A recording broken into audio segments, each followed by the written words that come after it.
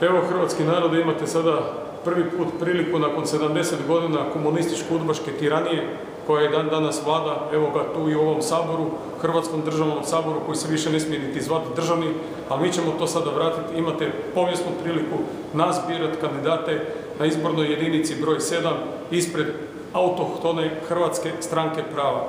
Mi smo ti koji možemo promijeniti sve ono do sad što drugi nisu se niti usudili, niti su mogli, niti su htjeli, jer niti ne znaju, niti ne žele.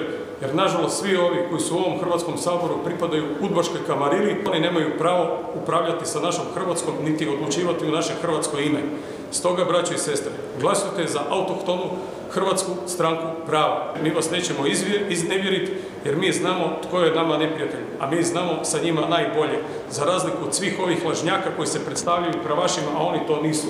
Braćo i sestre, vjerujte mi, mi vas sigurno nećemo iznevjeriti, mi to smo napravili i dokazali tijekom cijelog našeg života, od 1991. kad smo priveli pušku u ruci, kad smo se borili protiv neprijatelja, koji nažalost ti neprijatelji dan danas vladaju u Hrvatskoj državi nesmetano, bez obzira što su međuvremeno obrijali brade, maknuli kokarde, ali i dalje nose te kokarde i petokrake u svojim srcima i tako se ponašaju. Stoga, braćo i sestre, nemojte na ovim izborima sumnjati da nemate za koga, nego vi koji ste sad svih ovih godina ne izlazili na izbore, znate za koga možete.